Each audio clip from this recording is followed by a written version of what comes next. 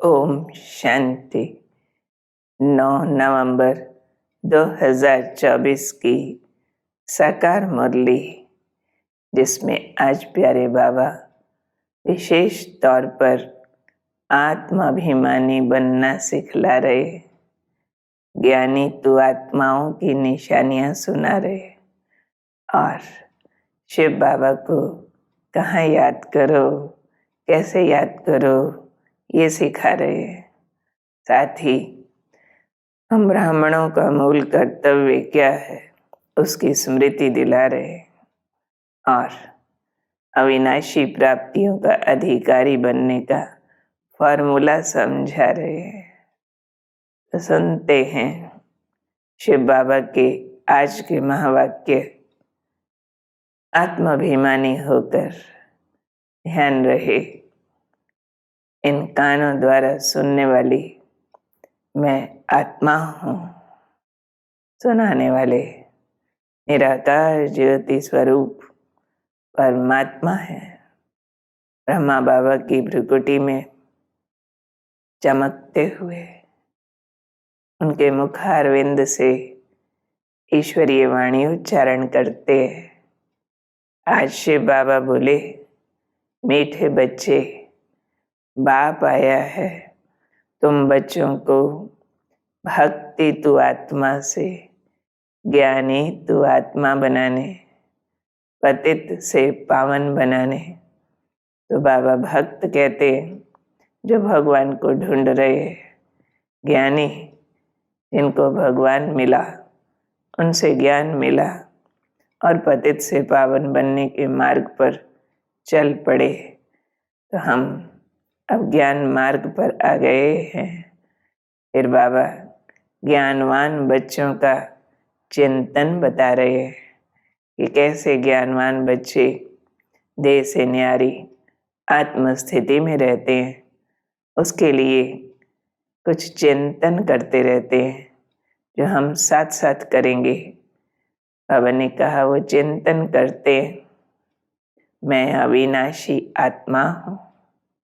Feel कीजिए, ये शरीर विनाशी है। मैंने 84 शरीर धारण किए हैं। अब ये अंतिम शरीर है। आत्मा कभी भी छोटी बड़ी नहीं होती है, शरीर ही छोटा बड़ा होता है।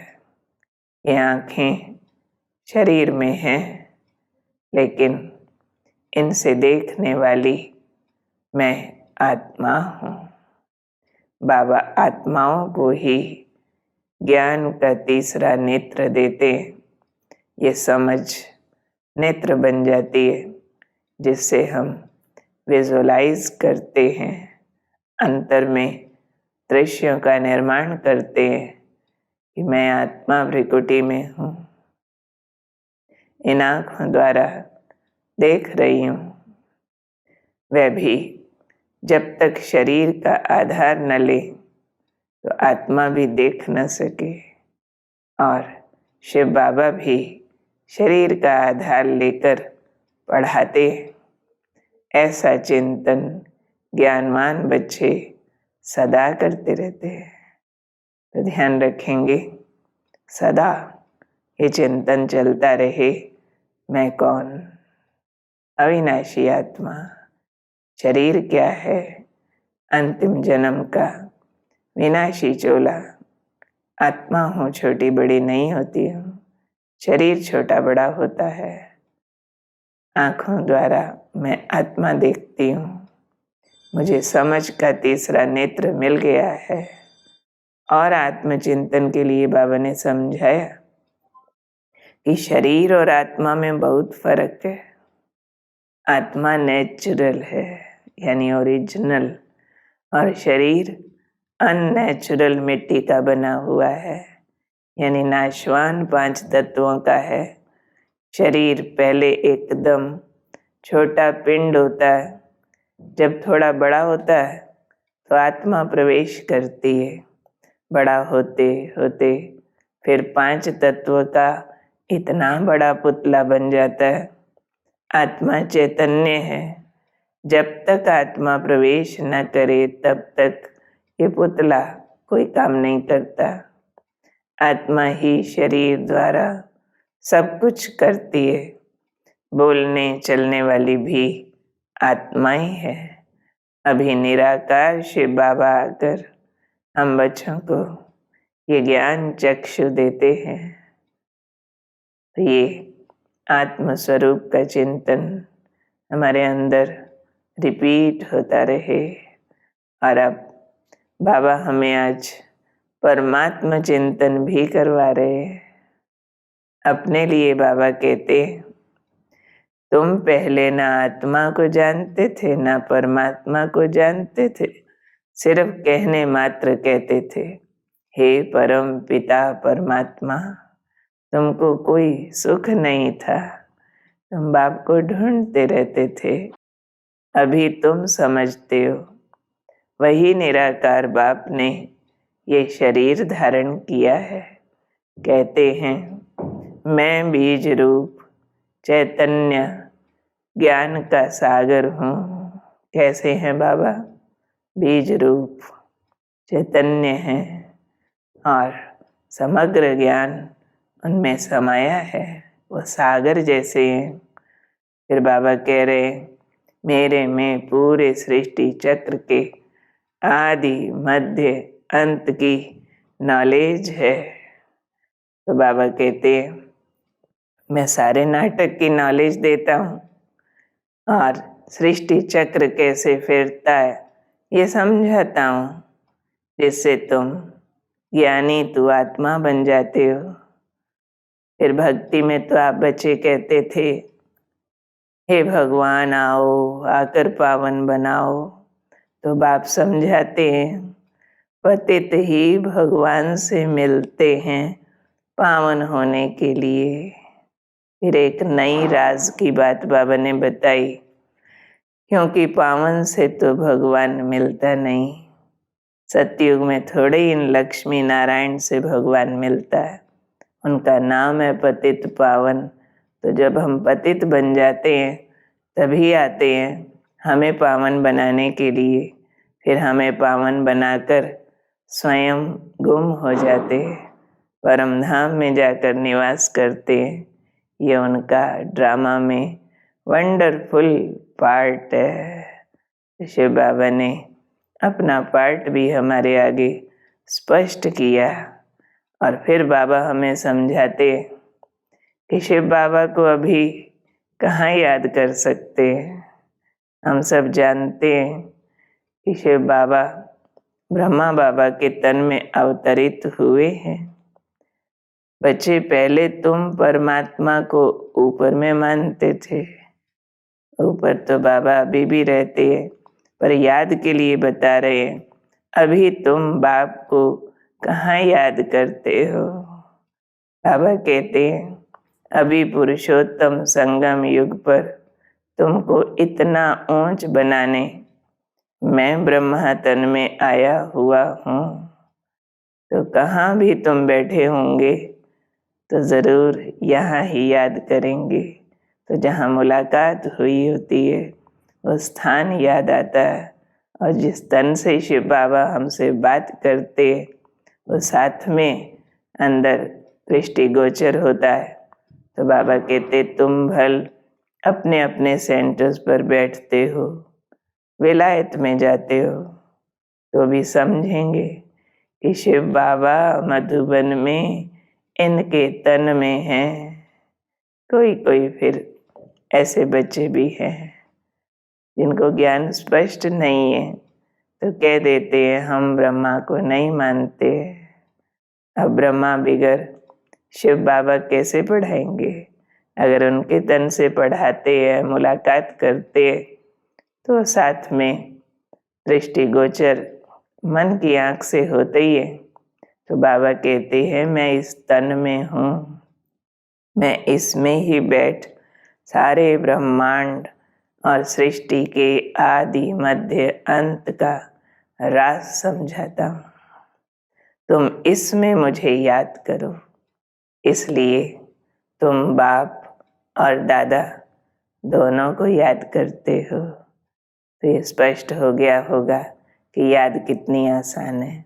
हम अकेले ब्रह्मा बाबा को भी याद नहीं करते हैं, लेकिन ब्रह्मा तन में अवतरित हुए निराकार शिव बाबा को देखते हैं तो उनसे मन से सुनना, बोलना, किसी भी प्रकार का व्यवहार फील करना बहुत आसान हो जाता है। नहीं तो बहुतों का क्वेश्चन होता है, अकेला ज्योति बिंदु कैसे याद करे। फिर बाबा हमें संगम युगी ब्राह्मणों का धंधा व्यवसाय बता रहे, क्या काम करना है हम ब्राह्मणों को। तो बाप कहते हैं तुम बच्चों को ज्ञान की मीठी मीठी बातें बहुतों को समझानी है। ये तुम्हारा धंधा है समझाने का। तुम सबको बताओ, क्योंकि जो सुख खुद को मिला, जो परिवर्तन खुद में आया, शक्ति मिली और औरों को भी मिले, इसलिए सबको बताओ कि सुप्रीम बाप है परमात्मा और हम सभी नॉन सुप्रीम आत्माएं असुल ब्रह्म में है तत्व परम धाम की निवासी हैं।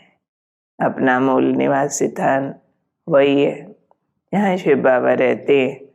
तो ये अगर सबको मालूम पड़ जाए तो बुद्धि वहाँ तक ले जाए और इस संसार से जो अटैचमेंट्स के कारण दुख तकलीफ़ें आती है वो ख़त्म हो जाएंगी और नाटक जैसा महसूस होगा, एंजॉय करने लगेंगे। तो याद दिलाना है कि असुल हम ब्रह्मलोक के रहवासी हैं, उसको निर्वाण धाम कहते हैं। वहाँ कोई आवाज़ नहीं है, वाणी से परे का धाम, क्योंकि आत्मा कोई शरीर नहीं जो बोले, वही शांति धाम है।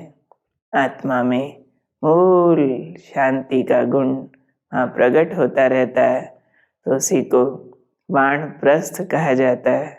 शांति धाम बहुत मीठा नाम है, ये सबको समझाना है, साथ ही महसूस कराना है ये दुनिया पुरानी हो गई है, दुखदाई मनुष्य है।